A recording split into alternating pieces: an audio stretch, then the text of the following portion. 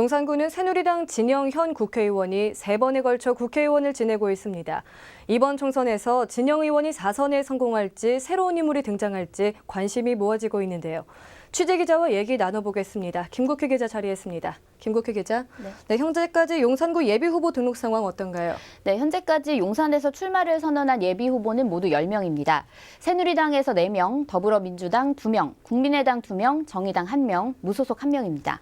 네, 진영 의원의 4선 여부도 관심사죠? 네, 그렇습니다. 진영 의원이 이번 총선에서 당선되면 4선 의원이 됩니다. 새누리당 내에서도 중진에 속하게 되는데요.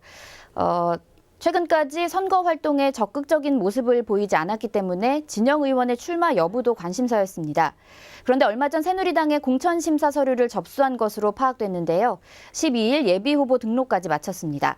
이제 진영 의원은 본격적인 선거 활동에 들어갈 것으로 보입니다. 네, 그렇다면 현재까지 예비후보로 등록한 사람들을 살펴볼까요? 네, 조금 전 말씀드린 진영 의원뿐 아니라 용산에 출마를 선언한 후보들을 보면 지난 용산구청장 선거에서 후보에 이름을 올렸던 새누리당 황춘자 후보나 박규정 후보, 더불어민주당 김교영 후보와 정의당 정현욱 후보는 용산 구민들에겐 익숙한 얼굴이죠.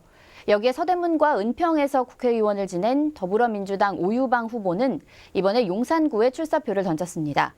곽태원, 문성호 후보는 국민의당에서, 박병희 후보는 무소속으로 선거에 합류했습니다. 그렇군요. 용산은 지금 진영 의원이 3선째 자리를 지키고 있는데 보수세가 강한 것으로 보입니다만 어떻습니까? 네, 당선인만 놓고 보면 용산은 보수 강세 지역이다라고 말할 수 있습니다. 그런데 지난 선거 결과를 보면 꼭 그렇지만은 않습니다. 화면 보면서 설명드리겠습니다. 지난 3번의 총선을 보면 진영 의원이 가져간 표는 50%대로 안정적입니다.